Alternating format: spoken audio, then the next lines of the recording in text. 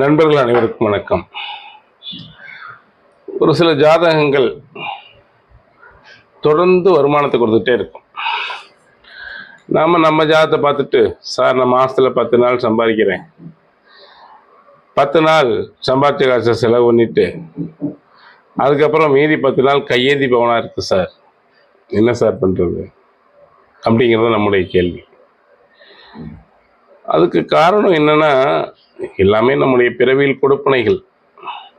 ஒரு ஜாதகத்துல 2ஆம் இடத்ததிபதியும் 11ஆம் இடத்ததிபதியும் பலமா இருக்கணும்.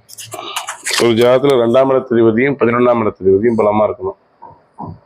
இவங்க கெடாம நன்னிலையில் இருக்கும் பொழுது சிறப்பான யோகத்தை கட்டாயம் கொடுத்துருது, சம்பாதிக்கக்கூடிய அமைப்பையும் கொடுத்துருது.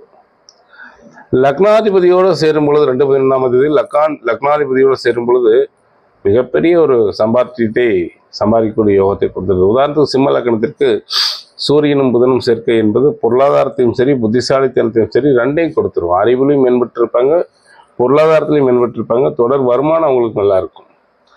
அதே மாதிரி புதன் சுக்கிரன் சேர்க்கை ஒரு ஜாதகத்துல லக்னத்தோடோ இல்லை 2ஆம் இடத்துலையோ அல்லது 11ஆம் இடத்துலையோ அல்லது 10ஆம் இடத்துலையோ அல்லது 4ஆம் இடத்துலையோ கனெக்ட் ஆகும் பொழுது, இருவரில் ஒருவர் ஆட்சி பெறும் பொழுது ரொம்ப சிறப்பாக இருக்கும்.